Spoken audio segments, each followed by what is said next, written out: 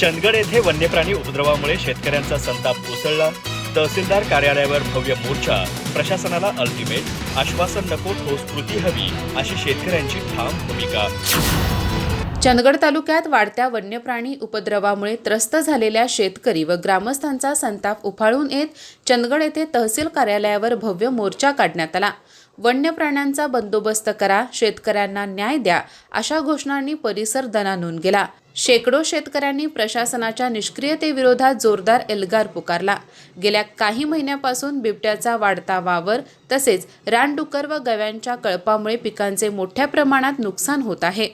उभ्या पिकांवर अक्षरशः नांगर फिरत असून अनेक शेतकऱ्यांचे संपूर्ण हंगामी उत्पादन उद्ध्वस्त झाले आहे।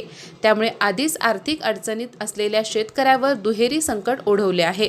गावांच्या हद्दीत बिबट्याचा वावर वाढल्याने नागरिकांच्या जीवितालाही धोका निर्माण झाला असून भीतीचे वातावरण निर्माण झाले आहे। यापूर्वी शासनाकडे निवेदने देऊनही कोणतीही ठोस कारवाई न झाल्याने आंदोलकांनी प्रशासनावर तीव्र नाराजी व्यक्त केली। वन विभागाच्या कार्यपद्धतीवर प्रश्नचिन्ह उपस्थित करत तक्रारींना वेळेवर प्रतिसाद मिळत नसल्याची खंत व्यक्त करण्यात आली।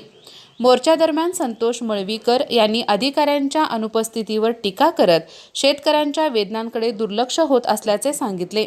उद्धव सेनेचे जिल्हा प्रमुख सुनील शिंत्रे यांनी प्रशासनाला इशारा देत वन्य प्राण्यांचा बंदोबस्त करावा, अन्यथा शेतकऱ्यांना परवानगी द्यावी अशी आक्रमक भूमिका मांडली।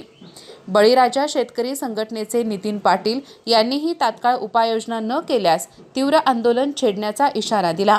मोर्चानंतर शिष्टमंडळाने तहसीलदार राजेश चव्हाण यांना निवेदन दिले। यावेळी 22 एप्रिल 2026 रोजी चंदगड येथे वन्यप्राणी समस्येवर बैठक आयोजित करण्यात येणार असल्याची माहिती देण्यात आली। या बैठकीत ठोस निर्णय घेण्याचे आश्वासन देण्यात आले असले तरी शेतकऱ्यांनी आता प्रत्यक्ष कृतीची मागणी लावून धरली आहे। या मोर्चात पंचायत समिती सभापती विलास नाईक, उपसभापती संज्योती मळवीकर, भरमाना गावडे, प्राध्यापक NS पाटील, शंकर मनवाडकर, कृष्णा पाटील, चंद्रशेखर गावडे, विष्णू गावडे, जगन्नाथ हुलजी, अनिल सुरुतकर, सुखदेव शहापूरकर, महादेव प्रसादे यांच्यासह शेकडो शेतकरी मोठ्या संख्येने सहभागी झाले होते। अधिक माहिती आणि ताज्या घडामोडींसाठी आजच आमचे चॅनल सबस्क्राइब करा।